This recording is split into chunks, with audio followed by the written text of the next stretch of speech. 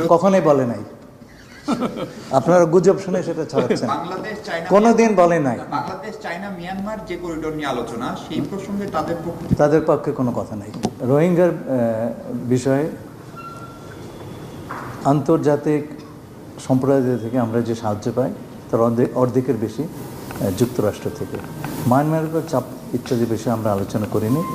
আমরা আশা করব যে যুক্তরাষ্ট্রের সাহায্য অব্যাহত থাকবে এবং একই সঙ্গে এই সমস্যার সমাধানে আমরা যে বহুপাক্ষিক অ্যাপ্রোচ নিয়েছি আমরা তাদেরও শুধু তারা নয় অন্যান্য রাষ্ট্রেরও যারা এর মধ্যে ইন্দো প্যাসিফিক নিয়ে আলোচনা হয়। দেখুন, যুক্তরাষ্ট্রের সঙ্গে বর্তমান সরকারের সম্পর্ক প্রথম দিন থেকে আমরা তাদের সঙ্গে সংশ্লিষ্ট আছি।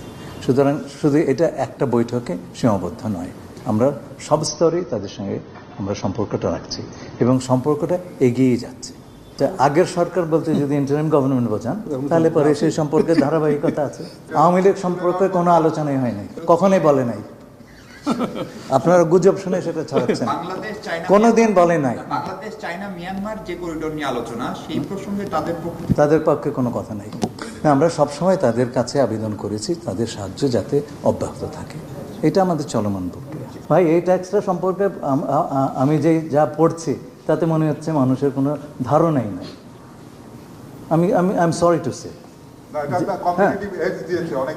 না না না, এই ট্যাক্সটা এলো কেন, এই ডিউটিটা কি প্রক্রিয়াতে আসলো, এটা কি সেটা সম্পর্কে তো জ্ঞান নাই লোকজন।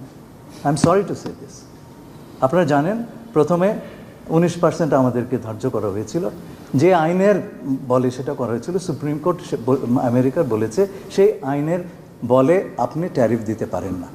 তারপরে ইউএস ট্রেড ল অনুযায়ী বর্তমান যে রেজিমটা চলছে তাতে করে 155 দিন আমেরিকার প্রেসিডেন্ট কংগ্রেসের কোনো সম্মতি ছাড়াই উনি সর্বোচ্চ 15% ডিউটি দিতে আরোপ করতে পারেন। সেই সময়টা শেষ হয়ে যাচ্ছে। সুতরাং তারা 301 আর্টিকেল, যার মাধ্যমে আমেরিকার রাষ্ট্রপতি উনি unlimited amount of tariff for unlimited time ধার্য করতে পারেন, কিন্তু তার জন্য তাকে একটা কারণ দেখাতে হবে এবং সেইটা নিয়ে একটা ইনভেস্টিগেশন করতে হবে।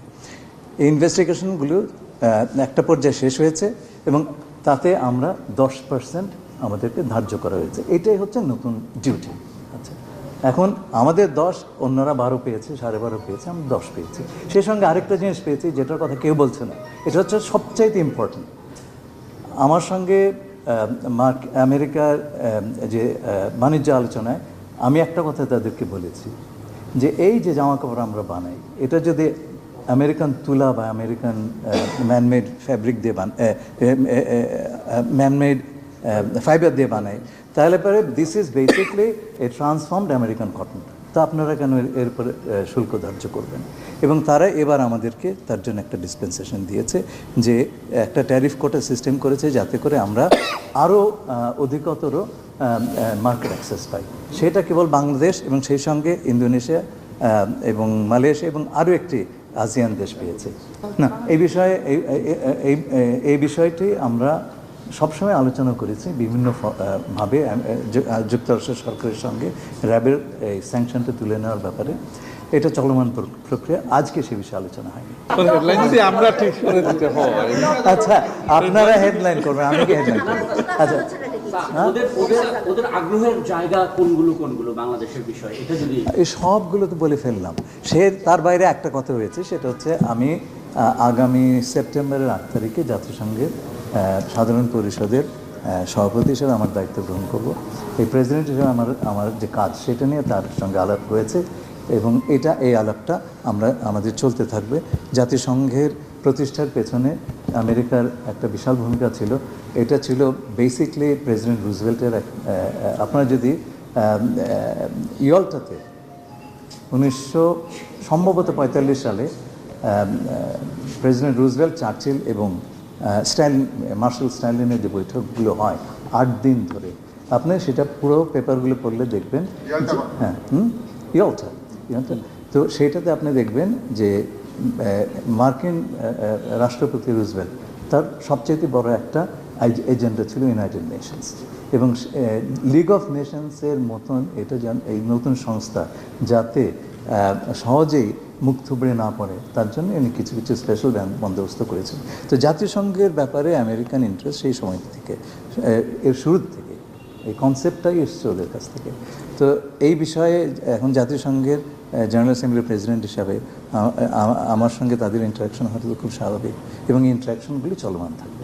না, সেই ধরনের এখন ধরেন এটা একটা প্রক্রিয়া যেটা আমরা দেখতে পাচ্ছি, দুনিয়াতে দুই রকম সিস্টেম তৈরি হচ্ছে, দুনিয়াটা দুই রকম ব্লকে ভাগ হয়ে যাচ্ছে।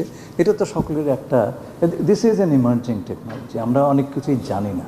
আমি শুধু এইটুকু বুঝতে পারছি যে আগামী বিশ্বের আমাদের সভ্যতার একটা বেসিস হবে এটা। হ্যাঁ, তো এখনও এটা সম্পর্কে স্পষ্ট কিছু নেই। যেমন ধরেন নতুন যে প্রতিষ্ঠান হয়েছে ওয়ার্ল্ড